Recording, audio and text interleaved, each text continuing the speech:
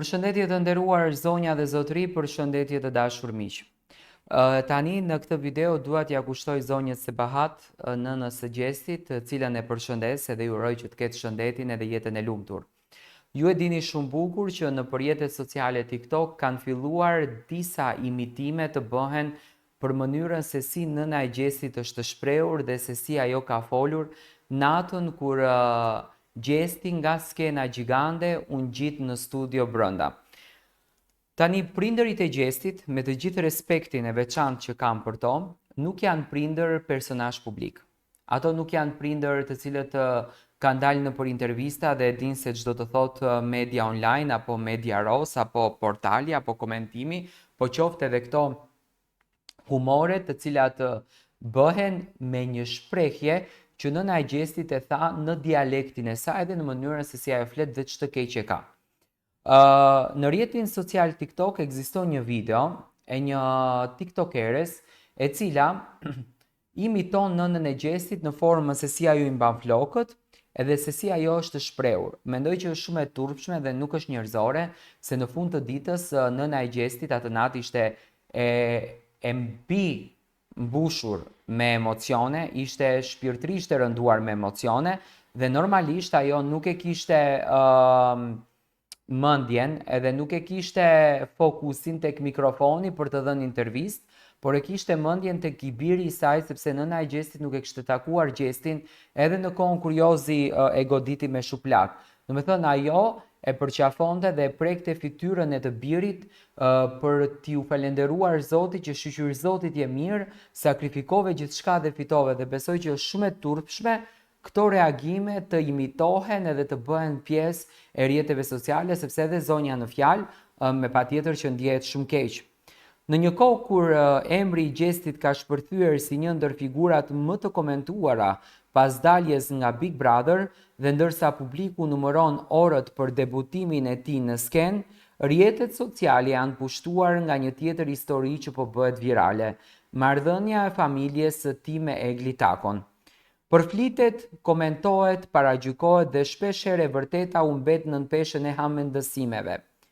Gjatë takimit të parë në studion e Big Brother mes nënës së Gjestit dhe Eglit, shumë u ndalën tek sjellja e saj.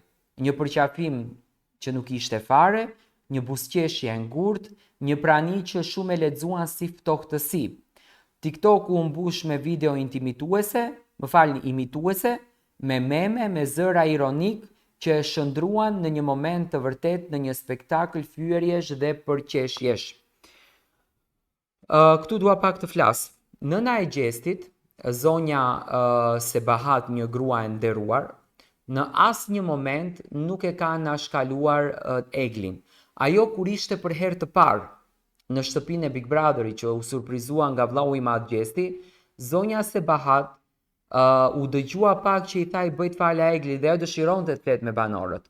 Domethënë, ajo nuk tregoi atë kulturë, por ishte aq e mbushur me emocione, sa që normalisht njeriu edhe mund të gabon, se nuk është vip. Por askush nuk u ndal ta kuptoj çfarë ndjente vërtet nëna e Gjestit. Burimet të afërta me familjen kanë rrëfyer për një realitet krejt ndryshe. Një nënë e thyer shpirtërisht që nuk e priste që reagimi i saj i natyrshëm, ndoshta i ndrojtur para kamerave, do të keq interpretohej në atë mënyrë. Një grua e thjesht me zemër të madhe që nuk është pjesë e botës së rrjeteve sociale, por që është ndjerë e sulmuar padrejtësisht nga opinioni publik. Ajo nuk është edhe nuk ka qenë më kundër Eglit Takos, por në një moment emocionesh dhe hutimi ndoshta nuk e shprehu dot dashamirësinë siç publiku do të donte. Në fund të fundit nuk janë të gjithë të njëjtë para kamerave, që mos e gjykojmë. Familja e Gjestit ka thënë që nuk përzihet në vendimet e tij. Për të gjithë ata që përpiqen të krijojnë një narrativ sikur nëna apo motra janë pengesë në lidhjen mes Gjestit dhe Eglit, burimet nga Kosova e bëjnë të qartë që Gjesti vendos vetë për fatin e tij. Ata e respektojnë zgjidhjen e tij dhe nuk kanë kurrfar ndikimin mbi marrëdhënien e tij sentimentale. Ashtu si çdo nën shqiptare, ajo dëshiron që djali i saj të jetë i lumtur dhe nëse lumturia e tij quhet Egli, atëherë ajo nuk ka asnjë gjë kundër kësaj gjëje. Ndërsa Këto janë qëndrimet e nënës së Gjestit, e cila fatkeqësisht u bë e njohur, u bë publike, u bë virale, le ta themi, për një qëndrim që ishte shumë e vërtet, shumë e ndjerë dhe shumë e mirëqënë. Ndërsa shumë e komentuar ka qenë dhe motra e Gjestit, në këtë rast Blerina, shumë zëra kanë pretenduar se Blerina nuk e do Eglin për nuse në Kosovë. Por asnjë fjalë e saj publike nuk e konfirmon këtë. E vërteta është se ajo është motra e vetme e Gjestit dhe gjithmonë ka qëndruar për krah tij, sidomos në aspektin profesional. Ajo e mbështet në suksesin e tij dhe është krenare për arritjet e vllait të saj. Burimet e afërta pohojnë se Blerina nuk ka kurfar arsye për të mos e pëlqyer Eglin. Por siç ndodh shpesh në familjet shqiptare, ajo zgjedh të mos përzihet, të mos jap komente për diçka që i përket vetëm zemrës së vllaut të saj. Nëse ndjen diçka, do e thot në kohën e saj, nëse ka mendime, do i shpreh kur ta ndjej, por nuk i takon publiku të vendos për mendimet edhe ndjenjat e saj. Kështu është të shprehur një i afërm i Gjestit për marrëdhënien e tij me Eglin, por edhe qëndrimin e familjes së tij. Ata nuk janë familje që bëjnë spektakël, nuk kërkojnë famë dhe as të shpërndajnë opinionet e tyre në rrjete. Ata jetojnë larg vëmendjes mediatike dhe preferojnë të respektojnë vendimet e djalit të tyre. Por ajo që është më e dhimbshme në këtë histori është mënyra se si një nën është vënë në shënjestër nga publiku. Qindra video, imitime, qeshje, ironi, një sjellje që e ka lënduar tej mase dhe nuk është era e parë që ndodh. Për një nën që ka rritur një djalë me aq përkushtim dhe dashuri, të shoh emrin dhe imazhin e saj duke u përdorur për tallje apo në shënjestër të shakas është një plagë që nuk e mbyll dot as koha. Në fund të ditës nuk është nëna ajo që duhet të pëlqejë nusen. Nuk është motra ajo që duhet të jap miratimin, është zemra e Gjestit që zgjedh.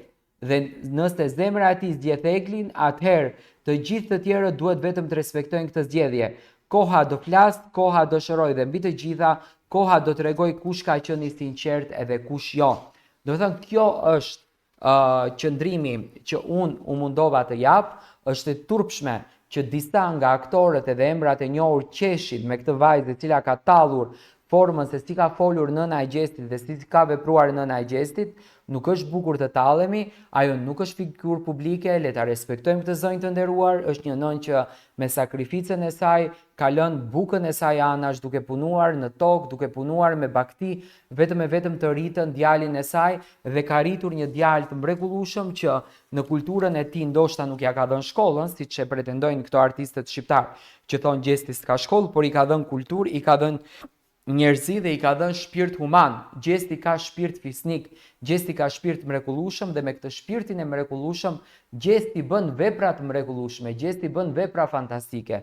Dhe kjo është një armë shumë e bukur që në fakt një nën mund të bëjë te i biri i tij. Andaj le të mos përdorim nënën e Gjestit si armë qitje për tallje sepse është turp nga që ofendoni ju nënat tuaja. Ndiqni Monitor TV dhe takohemi me video të radhës.